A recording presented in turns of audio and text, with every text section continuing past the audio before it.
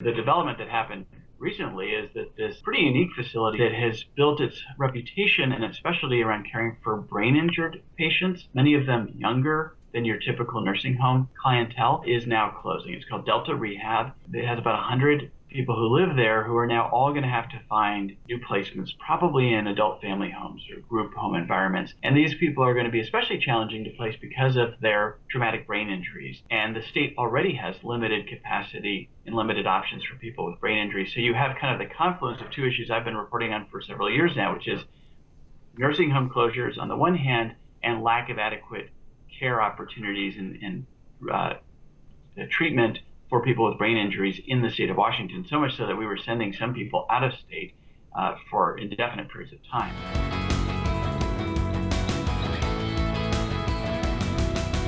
Hi, I'm Scott Leadingham. Thanks for joining us here in the unique Northwest. Today we are with Austin Jenkins, Olympia correspondent. Thanks for joining us today, Austin. Thanks for having me, Scott.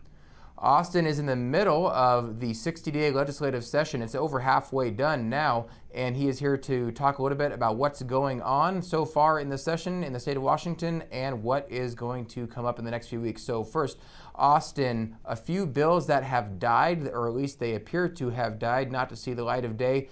One recently involving guns that we thought might come through. Tell us a little bit more about that one. Well, there was a closely watched proposal to limit magazine capacity to either 10 or 15 rounds. This is a top priority of the Washington Alliance for Gun Responsibility, which is a pro-gun control organization that has been putting ballot measures related to gun control on the ballot in recent years. This bill was introduced in both the House and the Senate. It was supported by the governor and the attorney general.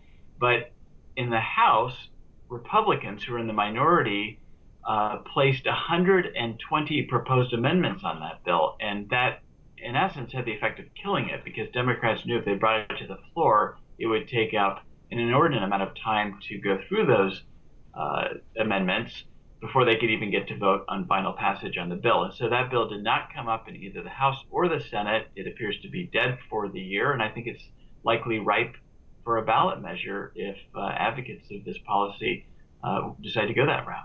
And there was another measure that recently failed, somewhat surprisingly, that would have restored voting rights to felons. What happened with that, and why did it sort of fail surprisingly?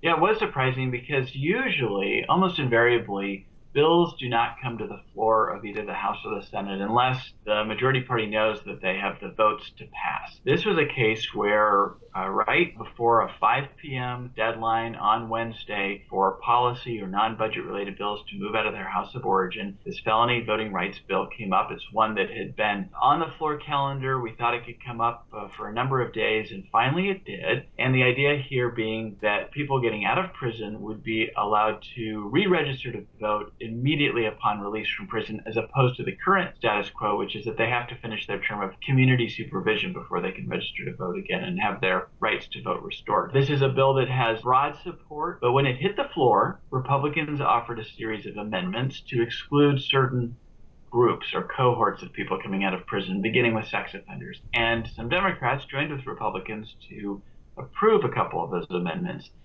And very quickly, what you started to see is this sort of unrolled in a slow motion, disaster for Democrats and sponsors of this bill, is that the bill was losing support as it was being debated, as these amendments were being debated. And what happened is abruptly and suddenly, in the middle of the debate, the floor leader for the Democrats stood up and tabled the bill and adjourned and had the Senate adjourn. And that effectively killed the bill, because what they realized in the middle of this debate is that they no longer had the 25 votes they needed to pass this controversial bill. Quite interesting, the legislative sausage being made or left on the floor, as it were. So speaking of legislative sausage, though, there's still some yet to be made in this session, and that also includes what are called supplemental budget requests. Let's get a little Civics 101. First, what are supplemental budget requests? What might they involve? And tell us a little bit more about them, because the legislature in Washington State does a 2-year budget cycle. They set the budget last session for 2 years. Why are they doing budget stuff this year? It's supposed to be not a budget year.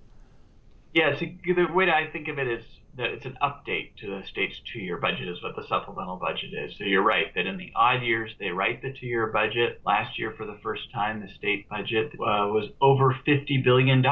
So that was perhaps a notable threshold to go above. Now, what the lawmakers do is they come back, and some things have changed since then. One notable thing is that revenues have continued to come into the state, despite economists saying that there could be a recession, on the horizon.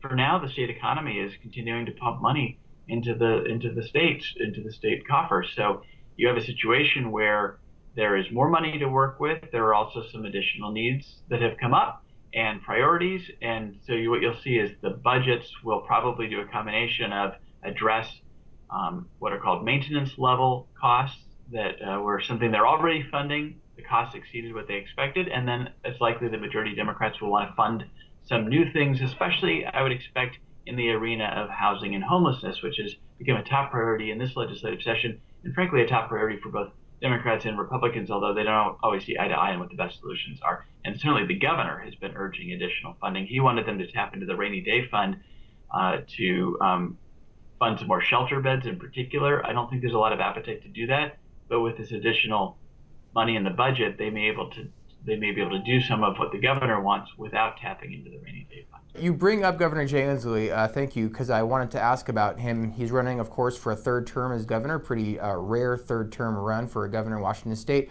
But also he's sort of setting up some of his priorities in the legislature this year. He is, of course, being challenged by multiple Republicans so far, including Tim Eyman, the notable person behind I-976, the $30 car tab measure. Tim Eyman, by the way, had said he was going to run as an independent, first of all, in the fall, and then he recently said he's going to change that, run as a Republican. All that being said, Governor Jay Inslee, known for his climate and environmental sort of bills and initiatives, he also proposed, of course, some of those sorts of things as priorities this year in the legislature, wanting to pass some of those. And you mentioned the homelessness funding for the state to help cities with homelessness funding. Where do some of those issues stand so far as we're over halfway through the legislature, his legislation on climate and the proposals for homelessness funding? Well, his climate priority is what used to be called a low carbon fuel standard. He's rebranded it as what he calls a clean fuels standard. In essence, what it would be is a requirement that the petroleum makers, when they're mixing gasoline or diesel, that they do so in a cleaner fashion. So it's less polluting, less carbon emitting. This is something that California, Oregon, British Columbia have already adopted. Republicans push back on this, saying it's going to drive up the cost of a gallon of gas. The governor says if it does, it will be negligible, pennies on the dollar, as opposed to what Republicans are saying, which it could be a 50-cent increase. The governor says that that's not true. So there's that back and forth. But really what gets interesting here is that while the House has championed this legislation, which is a priority of the governor, and passed it, the chair of the Senate Transportation Committee is not a fan of this legislation. He's a Democrat, State Senator Steve Hobbs, but this is not his priority. And it seems at this point, unless something dramatic happens, it's unlikely to pass the state Senate. There was a letter sent over by some House Democrats saying that if this clean fuels bill doesn't get through, that could imperil the chances of a statewide transportation funding package next year. So trying to tie those two things together, we know that Senator Hobbs is very interested in a funding package going forward. But this is an interesting case of the governor having a top priority, fellow Democrats not necessarily sharing in that priority, or at least one key Democrat not necessarily sharing. As for the homelessness and housing, I think we just have to see how that shakes out. Some of that will be revealed in the budget. A lot of bills are moving. The question is really going to be, what sort of money does the state pony up here? Because traditionally and typically, this homelessness has been viewed as a local issue, but clearly cities and counties are overwhelmed. The state has some resources, but it could be a combination of things: some additional taxing capacity for the locals, some perhaps new rules and regulations around allowing for instance, accessory dwelling units, and then this question of how much will the budget fund in terms of in a way, emergency funding, I would say, to address this issue. So one issue coming into this legislative session wasn't about any bill or topic that might be passed, but about a person, a member of the legislature, Representative Matt Shea of Spokane Valley, whether he would frankly be in the legislature any longer, whether they would kick him out because of some of his past actions in a big report. We've talked about that before, don't need to relitigate it. However, it seems now that maybe he won't end up being kicked out at all, that topic might be dead. He's of course been kicked out of the Republican caucus, kind of a man without a country there in the legislature. But as far as him potentially being expelled by the House, is that effectively dead, that idea, and it will be left up to the voters of his district?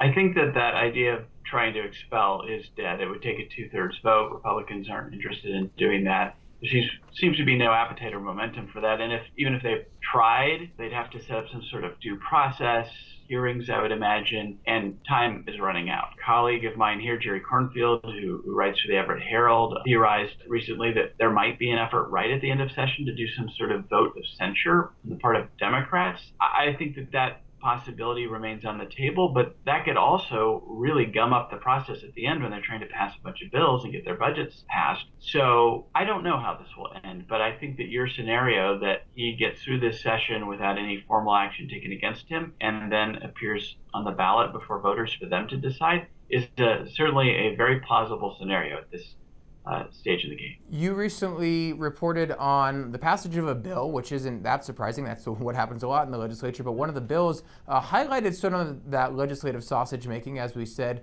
but also how the influence of lobbying or how lobbying is involved in the process of passing bills. That's, of course, nothing new. But maybe highlight a little bit about that bill as it related to the insurance industry. And it was originally a consumer-focused bill, and it kind of ended up helping the insurance companies in Washington State in the end. What was that about?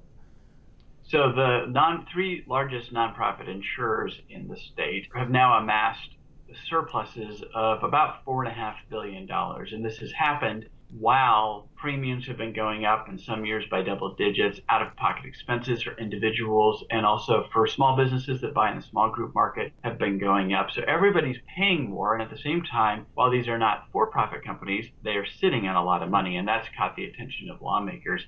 What's interesting is that when these companies ask the state insurance commissioner for approval to increase their rates, Insurance Commissioner Mike Kreidler is not allowed to consider those surpluses in deciding whether the rate increase is reasonable. So the original proposal was to require him to take those into account.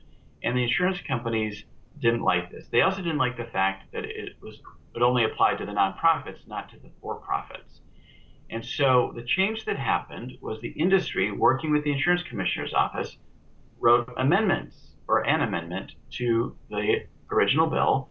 And that amendment, which was adopted on the floor of the Senate and ultimately passed off the floor of the Senate, says that the insurance commissioner may consider those surpluses, but doesn't have to. And at the same time, he does have to take into account some things that the insurance company wanted considered, like whether they have assets that they need to invest in the future that may cost them money, that surplus money could be used for. So it was a really interesting case where the prime sponsor actually on the floor of the Senate said, if it looks like the insurance industry and the carriers and the insurance commissioner worked together on this language, you're right, they did.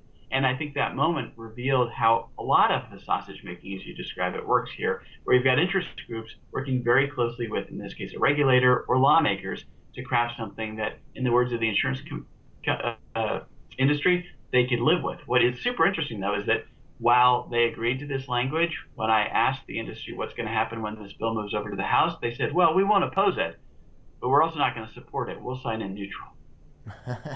Fascinating. Inside the minds of legislators and lobbyists. Okay, so that and $2 will buy a cup of coffee. You're right. Okay, so final issue, not related to the legislature per se, but an issue that involves a lot of people at some point in their lives, maybe in a nursing home or have a family member who is in a nursing home or some other sort of facility.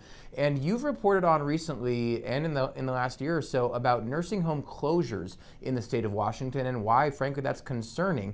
How did we get to this point? What's causing the closures? And is it on the radar of state legislators to do anything about it?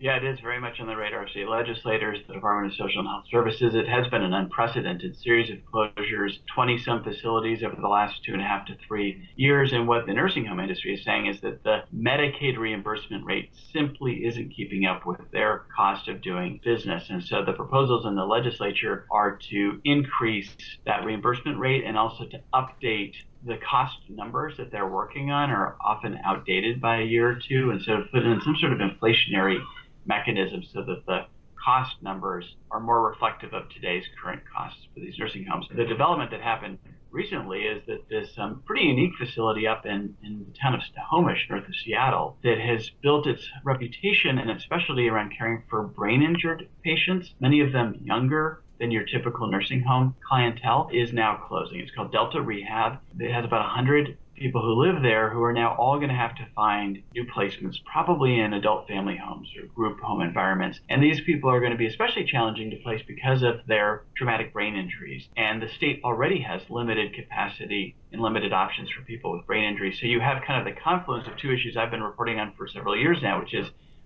nursing home closures on the one hand and lack of adequate care opportunities and treatment for people with brain injuries in the state of Washington, so much so that we were sending some people out of state for indefinite periods of time.